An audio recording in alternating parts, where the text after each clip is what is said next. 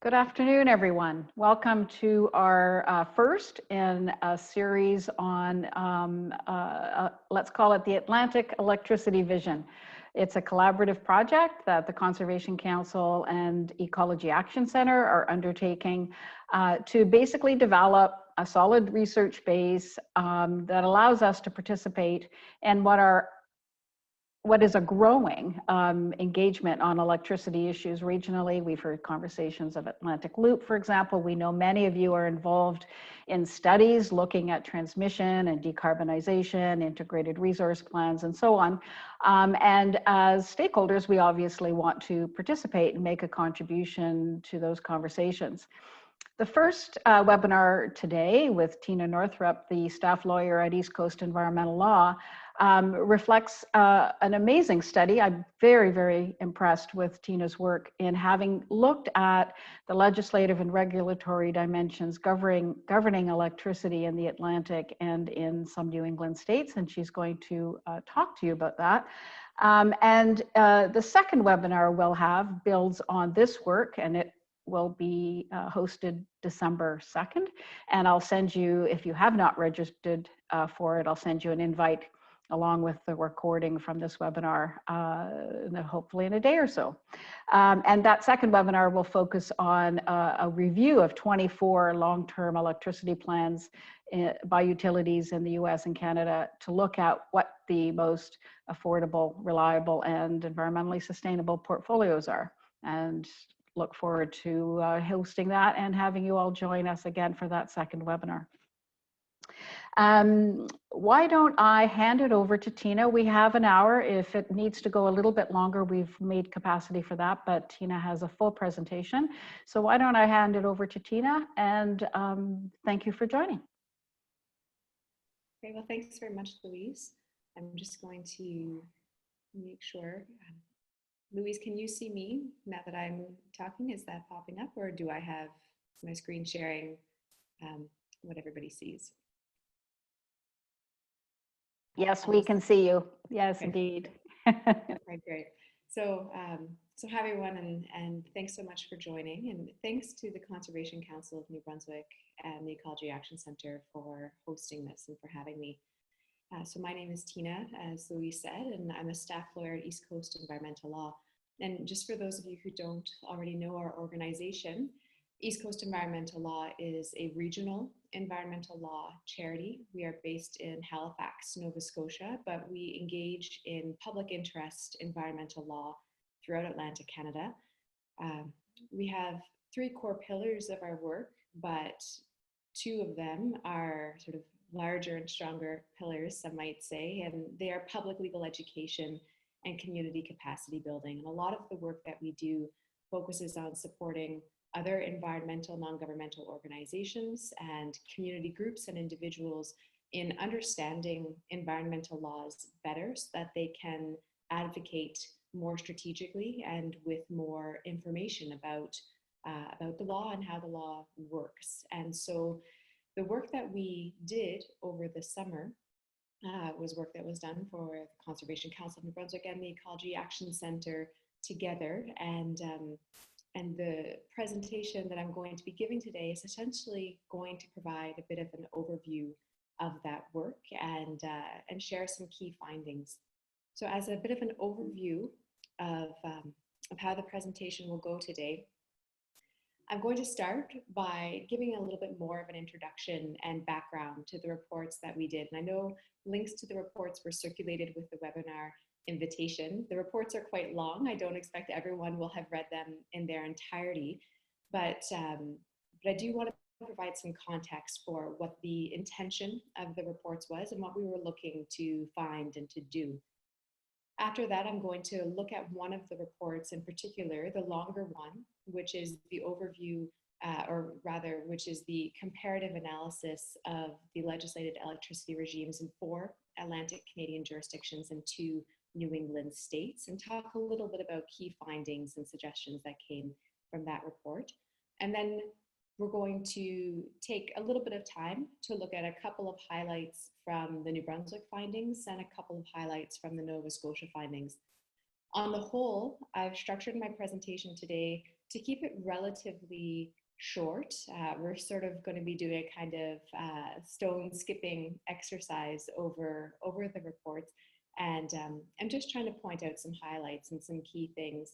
And I want to leave substantial time for question and answer period towards the end so that those of you who did take a look at the reports or who had other questions coming in, even without having seen the reports, have some time to pose those questions and I can try to answer them to the best of my ability.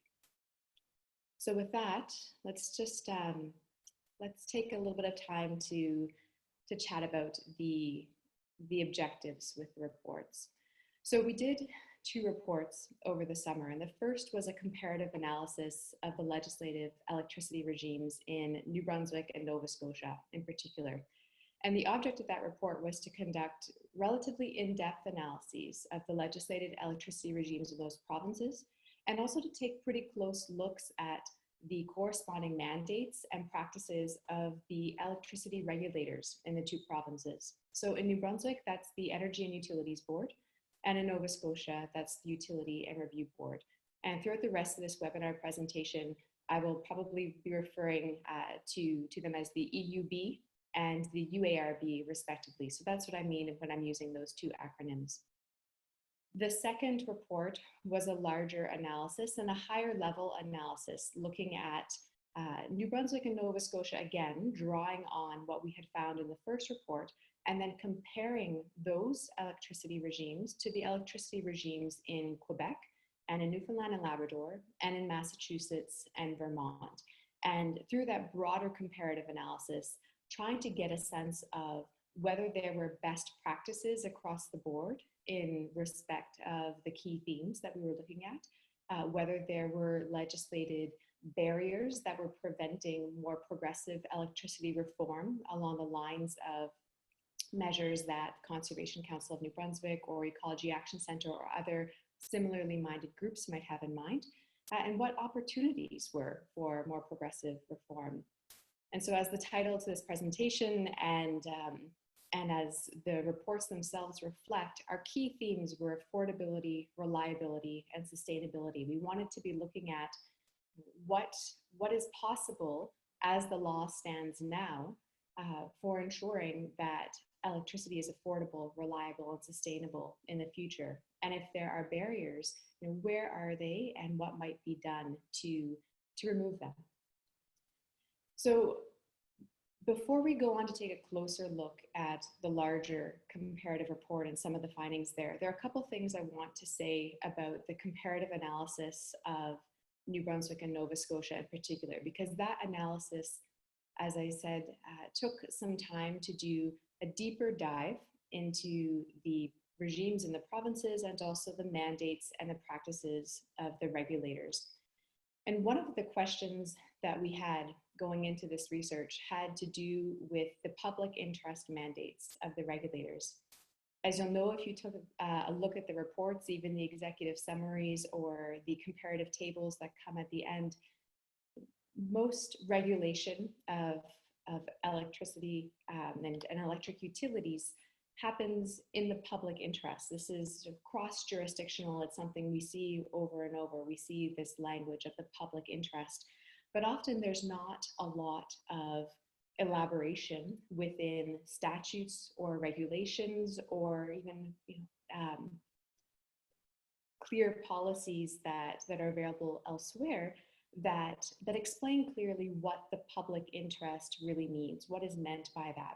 And so one of the questions we had going in was, what does the public interest mean, and what does it mean if New Brunswick's EUB and Nova Scotia's UARB are told to regulate in the public interest when increasingly many of us recognize that as we are confronted by climate crisis, as we are confronted by the ways that climate crisis exacerbates existing systemic inequity, the public interest can be multifaceted. It can have all sorts of components that have to do with environmental and climate justice, with social equity, with affordability for those who are low income, all kinds of facets. But what we found in looking closely at the public interest mandates of the EUB in New Brunswick and the UARB in Nova Scotia is that for the most part, conceptions of the public interest as they're applied by the regulators themselves,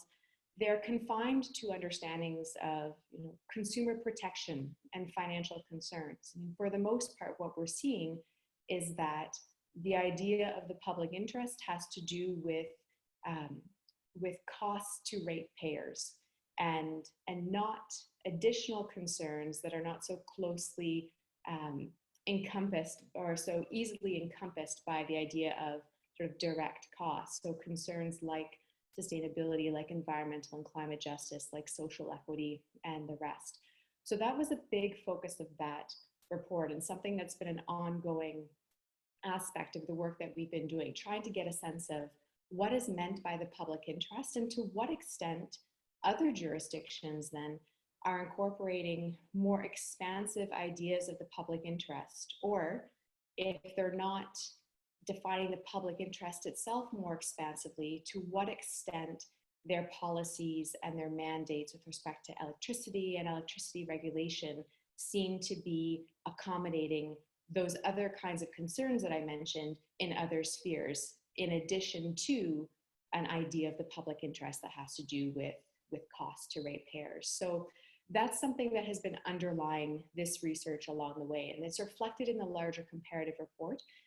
But as I said, the second comparative analysis, the one that did the broader multi-jurisdictional analysis, it's a higher level one. The assessments don't go as in depth in terms of exploring the mandates of the regulators in every jurisdiction. And so, so even though it's reflected there, it's sort of operating below the surface of what's happening in that report. Now, getting into the findings, some of the key findings of our broader comparative analysis and our overview. Again, focusing on our themes of affordability, reliability, and sustainability, these were some of the key findings that emerged. And some of these are reflected in the earlier report insofar as they pertain to the relationship between New Brunswick and Nova Scotia. But what we saw in the larger report is that with respect to rate setting, we know that relevant laws in New Brunswick and Nova Scotia don't require rate accommodations for low-income customers or require that the interests of low-income customers be considered specifically when rates are being fixed or approved. And we saw within the other jurisdictions that we looked at that there are some instances where those kinds of requirements exist. So for example, in the Canadian context, in Quebec, when rates are being proposed and considered for adoption, the impacts on low-income ratepayers have to be considered to some extent. It's not entirely clear on the face of the laws what weight those impacts will be given or how exactly they'll be considered. So there are some question marks there based on what the laws themselves describe, but certainly there is some consideration embedded in the laws. And similarly, we saw that in Massachusetts and Vermont, there are requirements as well. Massachusetts actually requires rate considerations that take low-income interests into account and actually requires reduced rate programs for low-income ratepayers. Vermont allows them but does not require them. And so those are some differences we saw with respect to rate setting in the theme of affordability.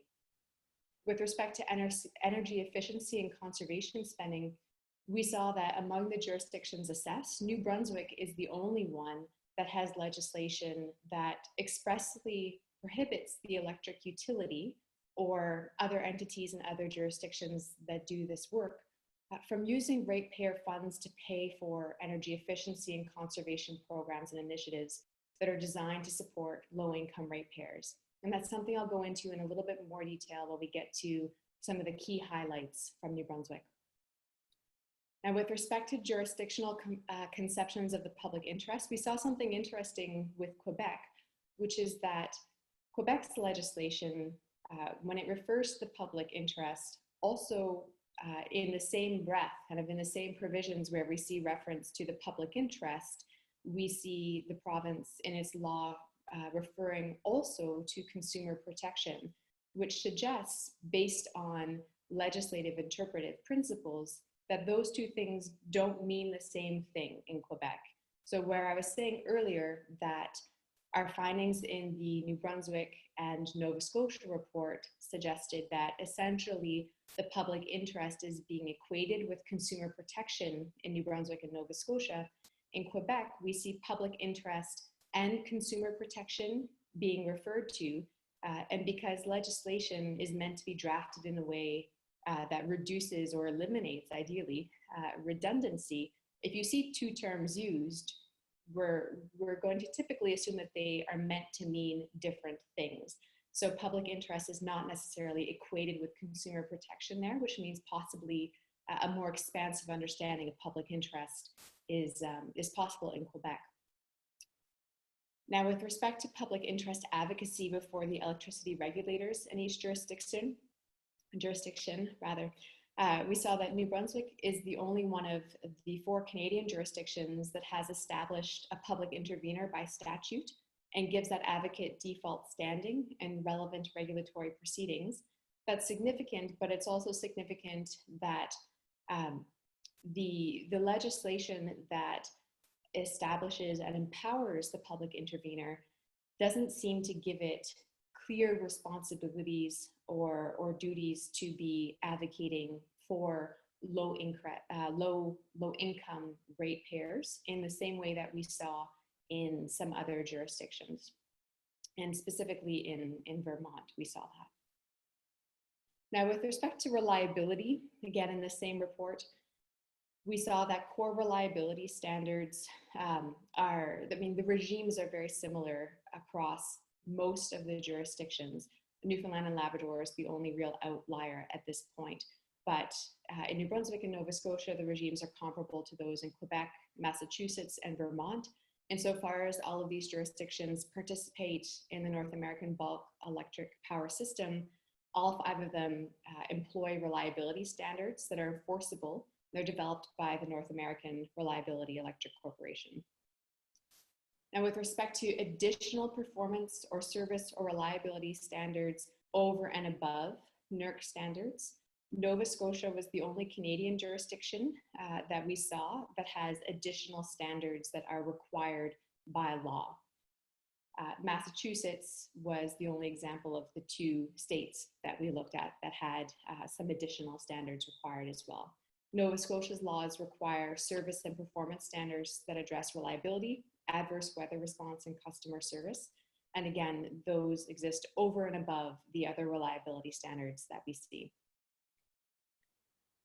With respect to sustainability, our findings were that with respect to legislated electricity policies, Vermont offers the best example of a legislated policy that addresses affordability, reliability, and sustainability directly.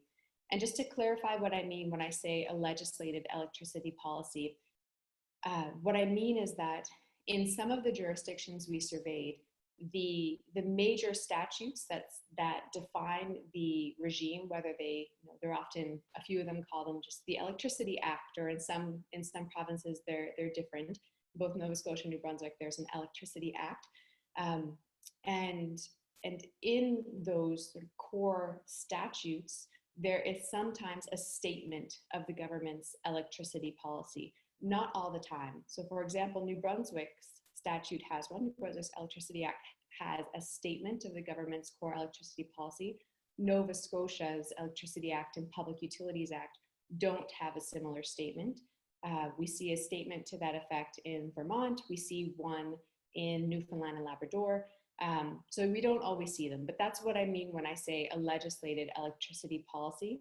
And I'm not speaking more broadly to government policies as they're understood more nebulously.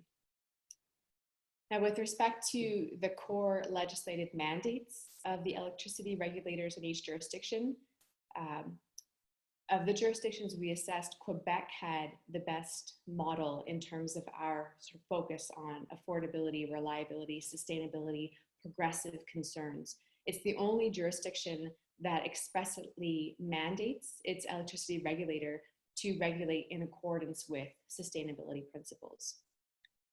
And with respect to renewable electricity targets, we saw that the New Brunswick and the Nova Scotian regimes are comparable. In fact, they're very, very similar.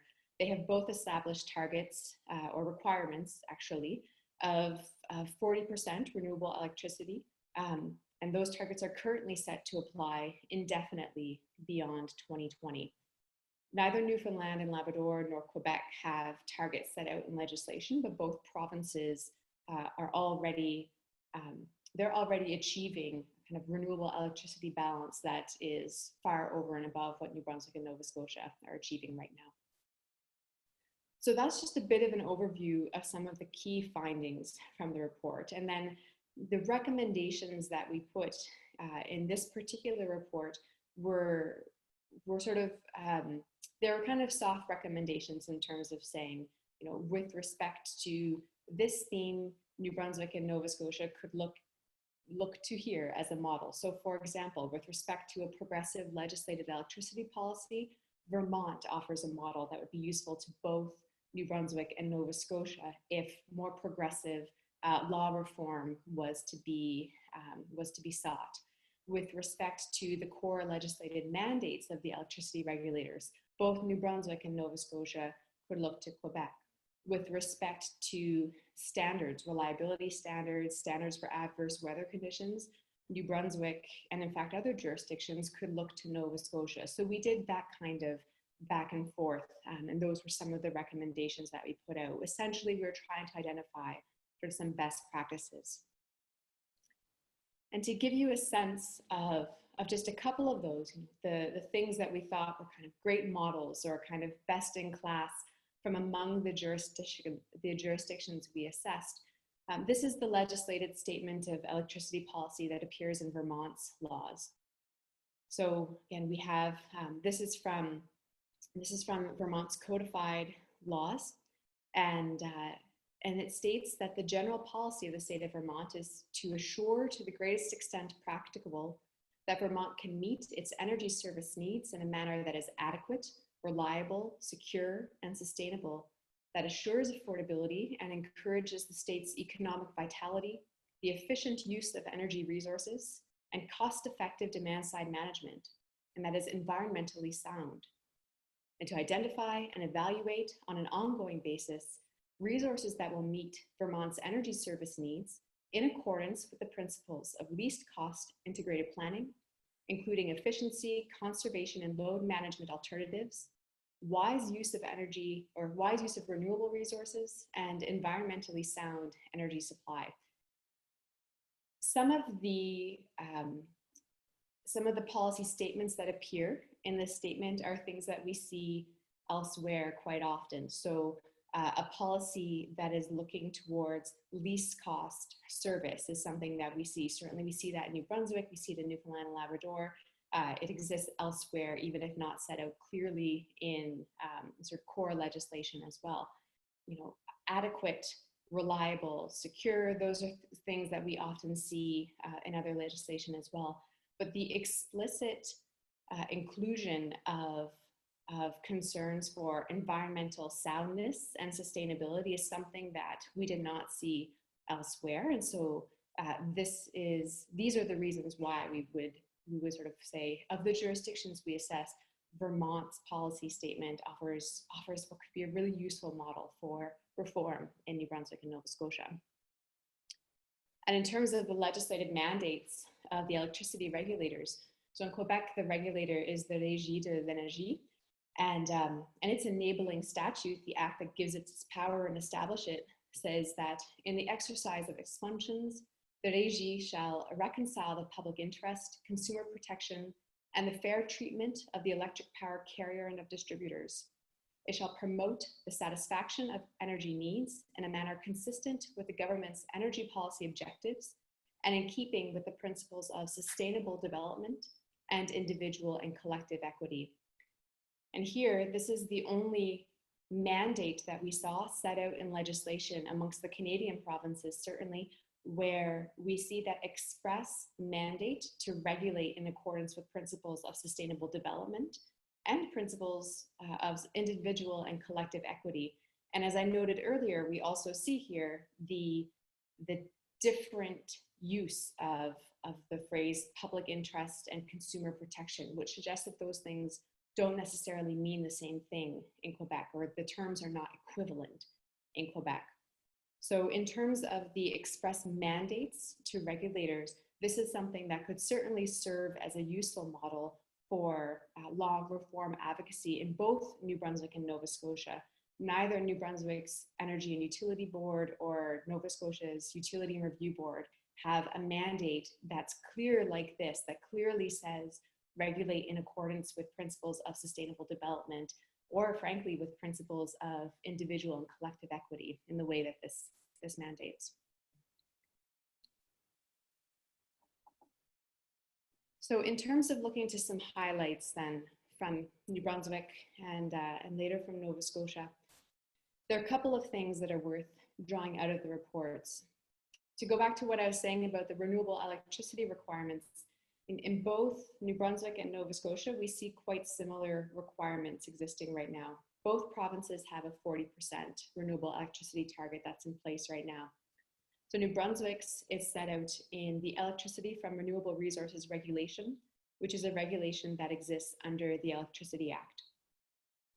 And essentially it says that on December 31st, 2020, and for each subsequent fiscal year, the corporation, which is the New Brunswick Power Corporation, or NB Power, shall ensure that 40% of the total in-province electricity sales in kilowatt hours is electricity from renewable resources. Now, importantly, there is no requirement within the existing legislation in New Brunswick, and by legislation I mean both statutes and regulations. There's no requirement that says that more stringent targets or requirements need to be set beyond 2020. There's nothing mandating the Minister of Natural Resources and Energy Development to set new targets beyond 2020. So as the laws stand now, this 40% target will apply indefinitely. I mean, the regulation says, and for each subsequent fiscal year. So that is kind of an indefinite application of this 40% requirement. In order to get new requirements, we would expect to see, at the very least, amendments to the Electricity from Renewable Resources Regulation to require more ambitious targets, more ambitious requirements in the years to come. Now, with respect to energy efficiency and conservation programs for low-income homeowners, I alluded to this a little earlier in the presentation and said that I would come back to it.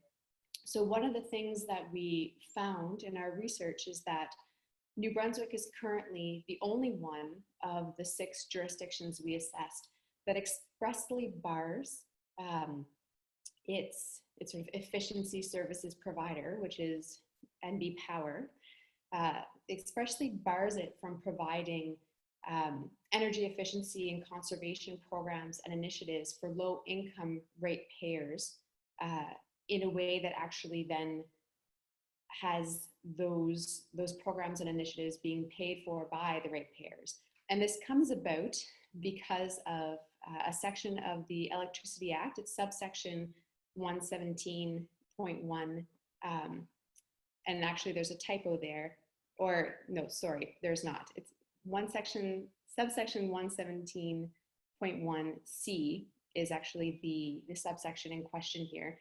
But the Electricity Act assigns New Brunswick Power responsibility for developing and delivering programs and initiatives in relation to energy efficiency, energy conservation, and demand-side management for low-income homeowners on behalf of the province, provided that these programs and initiatives are paid for by the province. And the EUB has interpreted this to mean that NB Power cannot use ratepayer funds for low-income energy efficiency and conservation programming of any kind. And this is something we spent a fair bit of time looking into in the first of the 2 reports we did over the summer, the one that focused on New Brunswick and Nova Scotia in particular.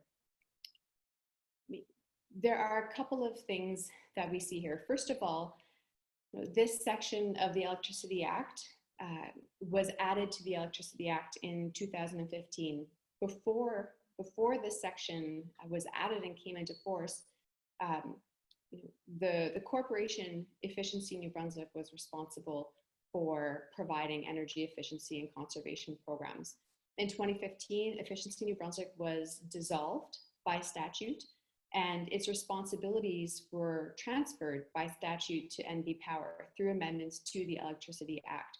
And in addition to the responsibilities that were transferred, some new responsibilities were added. And the one that I have quoted here is one of the ones that was added. This particular responsibility, the one that says develop and deliver these programs for low-income homeowners on behalf of the province, provided that they are paid for by the province, that wasn't something that was in the enabling statute that had enabled Efficiency New Brunswick. It was added new to the Electricity Act when the powers and responsibilities were transferred.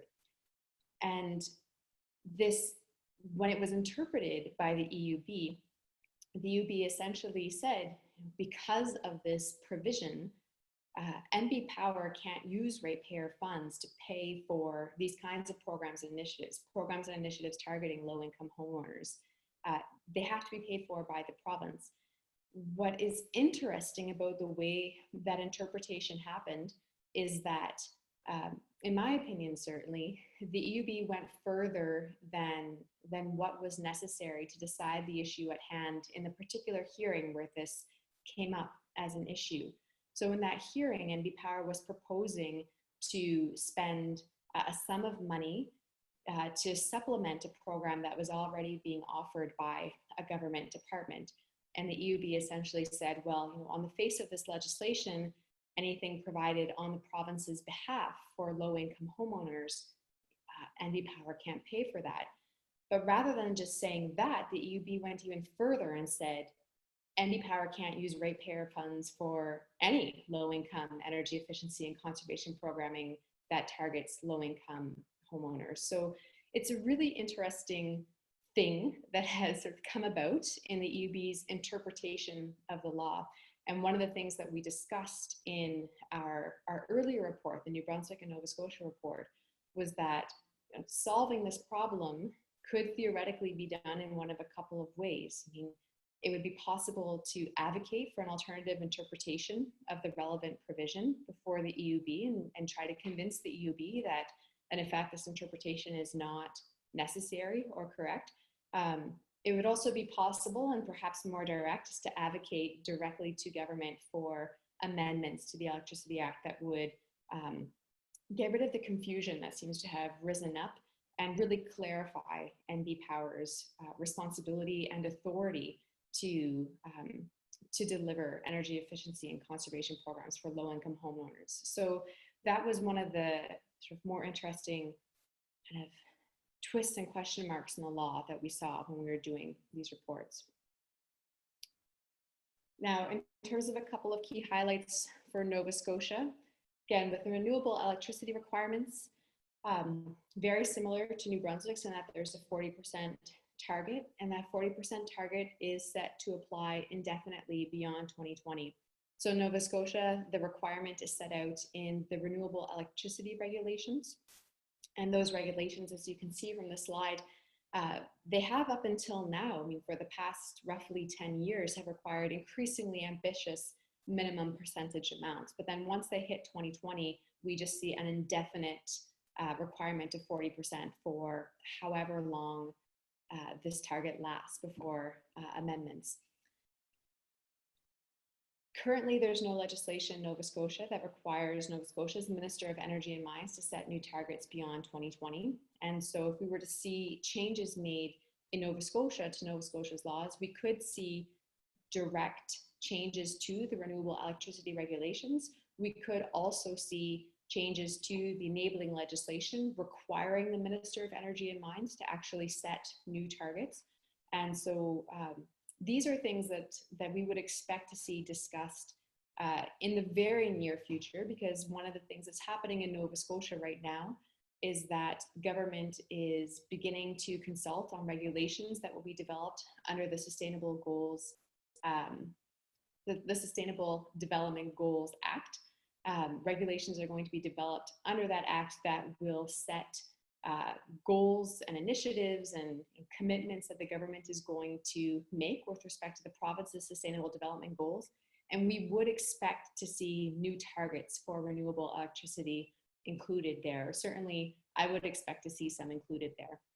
And so I think the hope right now is that ambitious targets will be set in the regulations under the Sustainable Development Goals Act, and the province would move to implement those targets by amending the renewable electricity regulations so that we won't just get that 40% target applying indefinitely from here on out. And then on the affordability piece, another thing to highlight that we saw in Nova Scotia, that's an interesting counterpoint to the situation we saw in New Brunswick with respect to energy efficiency and conservation programming for low-income homeowners. In Nova Scotia, we have a different, but in some ways similar sort of quandary, legal quandary, which is that the UARB in Nova Scotia and Nova Scotia's highest court, the Court of Appeal, they both hold that the UARB's core electricity mandate is to prevent Nova Scotia Power Incorporated, NSPI, from exercising its monopoly unjustly and in a way that's discriminatory.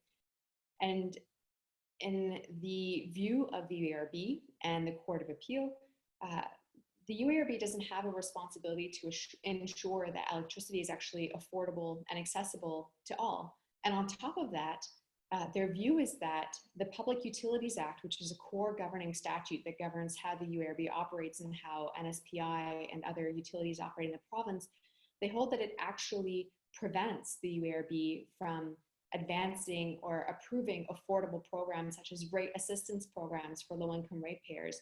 And all of this turns on the very particular interpretation of prohibitions against discriminatory rates that exist in Nova Scotia's legislation. Nova Scotia's electricity legislation is very, very old, and from the looking back to its roots roughly 100 years ago, a little bit more than 100 years ago, we see this language of requirements that rates and tariffs not be discriminatory, meaning that they can't arbitrarily allow some people to pay more, some people to pay less. And what has happened is that over the history of the evolution of the UARB and of the evolution of electricity generation and distribution within the province, we have seen that very old-fashioned sort of definition and perception of discriminatory being applied still today in a way that then doesn't allow for a more contemporary understanding of equity and sort of distribution in an equitable fashion. And so we just get a kind of a straightforward interpretation of discriminatory as being different rates for the same services. And because the law requires like rates for like services, there's no real nuance or context to how that concept is being applied. So that's potentially a sort of target area for Nova Scotia in terms of highlighting affordability concerns and things that would need to be changed to really get around those.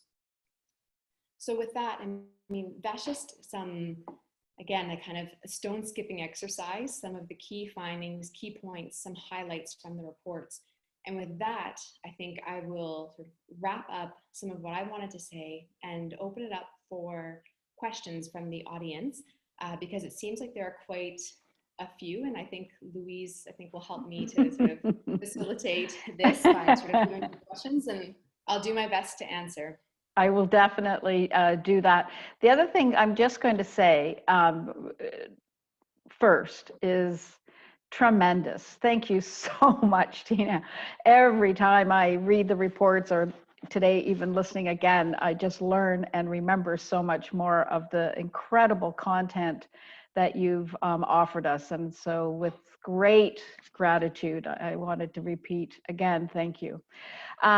Second, we have a lot of people on the line who also are experts. And so don't hesitate in one of two ways. I'm going to go through the questions that have been posted here. I'll speak to them out loud. If Tina doesn't know the answer, feel comfortable saying you don't know the answer. And others on the line are welcome to offer if they feel they can answer something succinctly so we can get through all the questions. I might turn to our teammates at Ecology Action Center and at Conservation Council to step up if we need to, but let's start and see how far we get. The first question was from Brian Beaton, again saying thank you for this important piece of work. And he says, were you able to find any legislation in New Brunswick that influences the decision-making process to determine the energy production and technology choices made in the priorities and requirements of energy needs beyond pricing and costs? In particular, I'm curious about how our energy provider, NB Power, is prioritizing nuclear energy costing millions of dollars today for private foreign-owned corporations ownership, and with the energy may be available in 10 to 15 years. Do you want to respond to that, Tina, at all? Sure. I mean, the short answer is that I didn't come across anything specific in legislation that specifically requires prioritizing one technology over another. There's some language in there that has to do with, again, more general language that we would see recurring in terms of thinking about cost effectiveness, overall system efficiency. So we do see some of that language of efficiency, but within the context of sort of system efficiency and related then to cost effectiveness as well.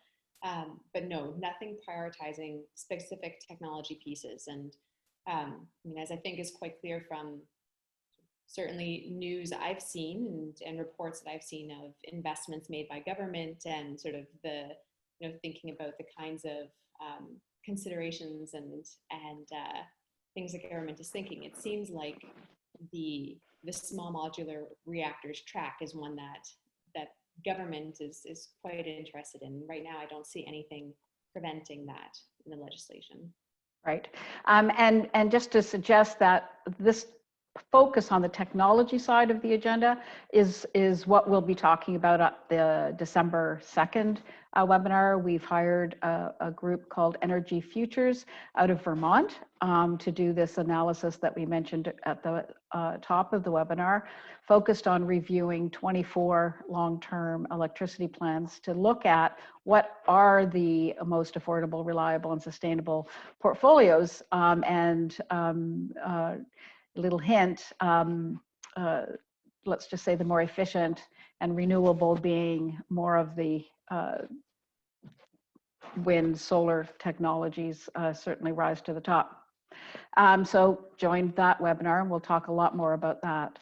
From Thomas Trappenberg, he asks if these policies are enforceable in any sensible ways. He mentions renewables include biomass, which by definition, jurisdictions are defining renewables in different ways. But maybe we can stick for your purposes, Tina, to are they enforceable in any sensible ways in terms of some of the things we talked about? Sure.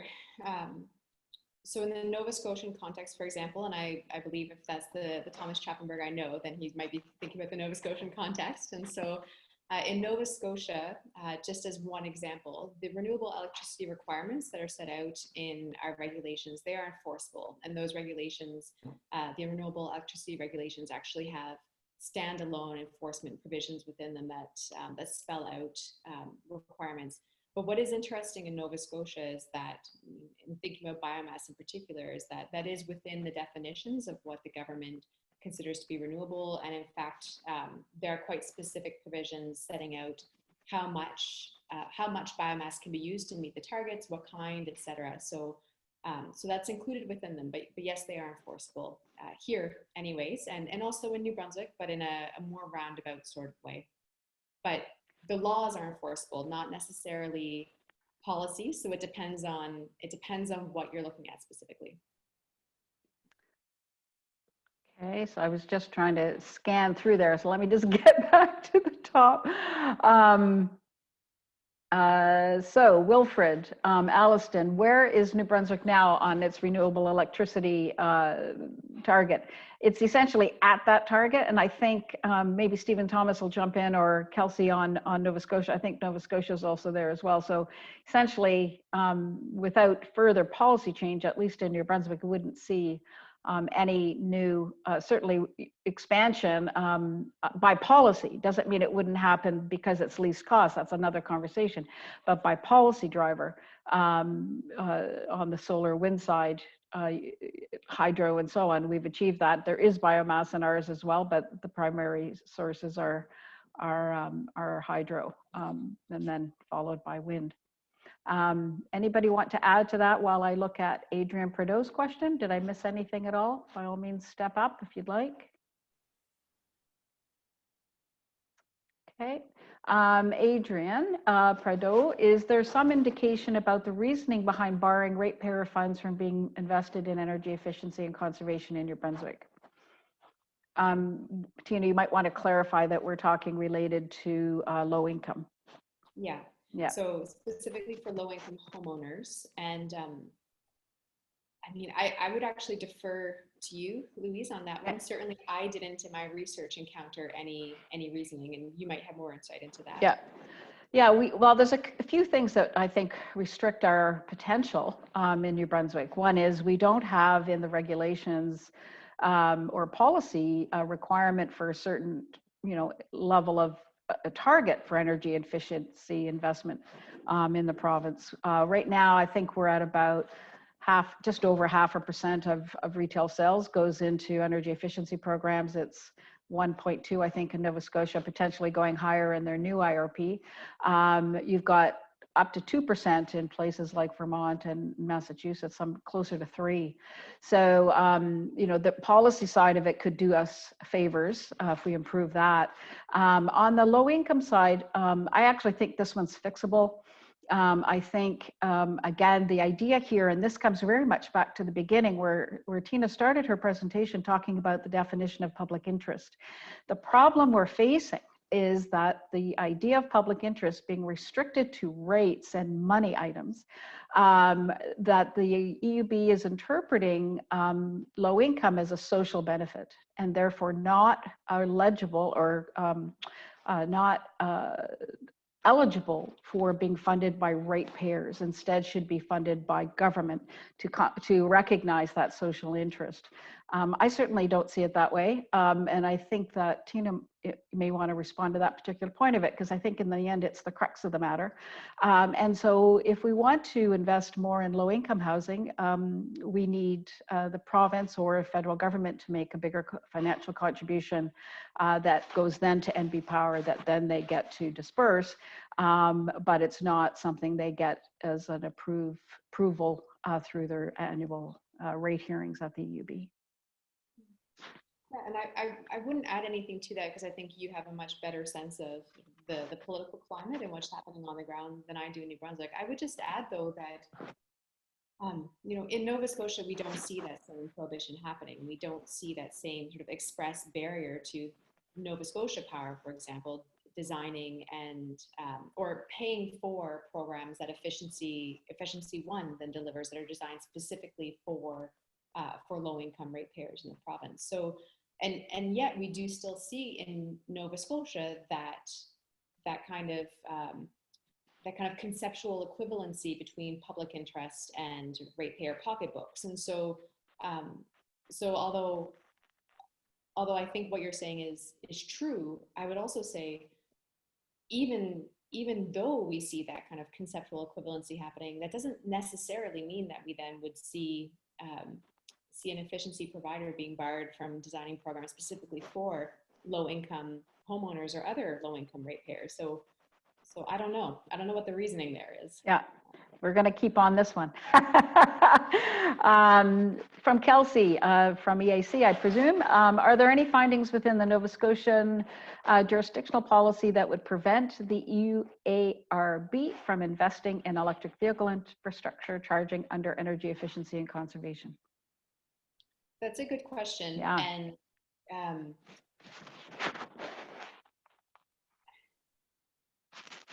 Yes and no. What I can say is that if Kelsey wants to, like, I'd be happy to follow up on that one because I in my research I encountered at least one decision by the UARB where that discussion happens in great detail in terms of to what extent Nova Scotia Power is allowed to invest and to what extent they're not. And so I'd be very happy to follow up by sort of sending that along because off the top of my head I can't remember all the details. I just know that I saw something that lays out that discussion in some detail, and I'd be happy to find it and then follow up. Okay, So, great. Thank you. I might just put in the chat my email address right now, and Okay. then anybody who wants to have those kinds of follow-up questions, I'd be happy to do. Okay, great, thank you. And I'm just wondering if Stephen might help me for a second. There was a request to pop the links into Tina's reports into the chat. And I'm just, because I'm watching the questions, I haven't had a chance to do that. And this also might be a question Stephen will answer, so I might have him doing two things at once, so I apologize. But the question from Gail, does Vermont's approach to environmental sustainability include nuclear? And when they set a renewable portfolio or the rules for those new renewable portfolios, nuclear is usually excluded. So I just want to confirm that. Would you recall that, Tina, in your review? I would have to go back and check. I don't recall that one right off the top of my head. Okay, and Stephen can answer that, I think. Is he here? Hey folks, yeah, I am, and to be honest, I'm not as familiar with the definitions of renewable in Vermont either. But what I will say is that it seems to me that in the United States, it's much more common to have different rules for the kinds of electricity you import than the kinds of electricity that you generate in the state. So that's probably worth looking into here for our context too. Yeah, and I'm happy to put the links in the chat. It's very worth going through, folks. Thank you. I do know the portfolio standards are complex, and so, depending on where you are, they'll include all sorts of different things. A large hydro, for example, is often out. Nuclear is often out. In the US side, large hydro is included here, for example. So there are real differences, and so we do need to just be careful, but that's a good question, and we'll track the answer to that. Comment just about the fact that Scotland's 100% renewables, and we really need to be increasing our targets by 5% a year, and yeah, likely the case. Lee, does New Brunswick justify cheaper electricity for industrial users? Are other ratepayers not subsidizing industrial users? We didn't really look at rate classes in this case, and so, but there is a CD Howe report that just came out. If I had 2 seconds to avert my eyes to that report, I would tell you the answer. It's just not popping up at the top of my head. But the CD Howe did a comparison, a national comparison by province, all rate classes of electricity pricing. It's a fantastic report. I highly recommend it. And again, if someone has a chance to scan that quickly, we'll get the answer. It's just literally slipping my mind for the moment. James Cleland, overall energy look at things. I think this is a bit longer, let me just go through it quickly because I know we're running out of time. Talking about looking, the more integrated approach, right? Not just one-off technologies, but looking at communities as a whole. For example, low-income people are also burning wood. It can also affect air quality and, of course, forests in the region. And so did you see any of that where people were looking, or any of the legislative options encouraging a look at, kind of place-based energy thinking, community-based energy? That's a great question. And short answer, no, nothing. I didn't see anything that was expressly calling for that. And I mean, one of the things that I think is true of both New Brunswick and Nova Scotia, and probably quite most jurisdictions, is that you often end up getting legal areas siloed, or the laws for certain areas siloed, and then you don't necessarily get those kinds of holistic assessments being considered in specific areas. Yeah, but we do have municipalities, communities doing community energy planning to more or lesser degrees. Whether they get implemented is a whole other thing. It's one thing for a community to have a plan, it's another thing to get it approved, and for the province to bring it forward for, say, infrastructure funding or for the, the utility to take it on. We have a lot of barriers to community-derived, community renewable energy, for example. So if MB Power isn't soliciting for community-based power, as an example, because it's now reached its 40% target, then they're not buying. Okay, so from Eric, she's just wondering about whether MB Power can spend money on efficiency other than low income. Yes, and it does. It just doesn't do it at a very high level. And it needs, I think, policy support in order for the EUB to give approval to those expenditures. And so there's an interplay there. Tina, can you say just a little something about how people are appointed to boards like the EUB and the EUARB? Oh, that's a good question.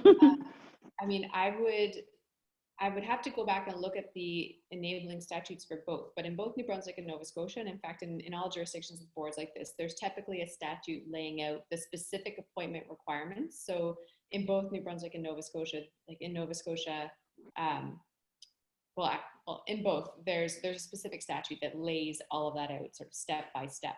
And those statutes are referenced in the report. And so you'll be able to look and see. Off the top of my head, I'm not remembering the full titles of each of them, but essentially anyone, whomever is curious to know that, can look at the report and then look at the tables of statutes in both the Nova Scotia and New Brunswick sections or any other jurisdiction they're interested in. And there'll be a statute in there that sort of says, this is the statute that establishes and empowers the EUB or the UARB. And when you look at that statute, it'll lay all of that out. Okay, great. There's kind of a package of questions here, and I'm just going to compress them a little bit because I want to respect everyone's time. And I'm just looking at my watch. We've got a couple of minutes left. And it's around this question of the renewable target and, can hydro from Quebec and Newfoundland and Labrador help with that? That is all that's why we're having conversations about the Atlantic Loop. That's why the federal government is looking at supporting studies to look at transmission and decarbonization in the Atlantic area. We have a coal phase-out regulation for 2030. The national target is to have an electricity system that's 90% emissions-free by 2030.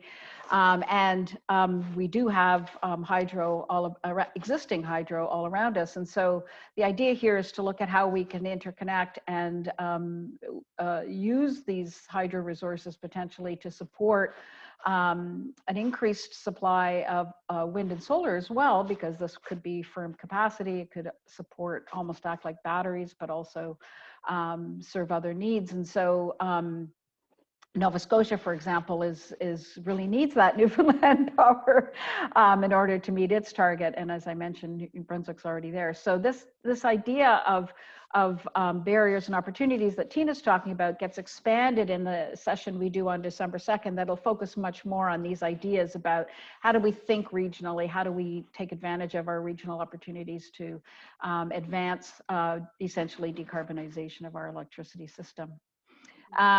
Let me go quick. Yes. Sorry, yes. Add something to that, which is, I think if I understood the question right, when you were sort of briefly referencing it, was, can hydro and those kinds of other opportunities help? And 100% agree with everything that you just said. I would also note, though, that in Nova Scotia, for example, Nova Scotia's renewable electricity regulations and the regime set out under them not only recognizes that Nova Scotia needs that power from Newfoundland and Labrador, but actually says, this percentage amount of that power is going to be used to meeting the renewable electricity target. And depending on what that target looks like in the coming years, if they add to it, if they make it more ambitious, having a significant percentage amount of that target being required to come from like hydro from Newfoundland and Labrador could potentially act as a disincentive in the province to investing in more sort of local renewables like wind and solar, et cetera. So there's a sense in which they might be impediments as well to local development if that's necessary. Okay, great. I'm grateful for Heather Quinn's comment that New Brunswick Social Development, the Department of New Brunswick Social Development, does spend $2 million a year on low-income programs. We didn't want to create the impression there's nothing spent on low-income programs. What we want to encourage is that there be a doubling or tripling of the money that's being spent on low-income programs, because there's a long waiting list and we have a real need in the province. So it is the case that we do get provincial money, not to say that we're not getting any. That the issue is we need more, and could we get more through a ratepayer process that the EUB could support. So thank you for that reminder, Heather. Okay, so we are coming up to 2 o'clock. It's 2:01.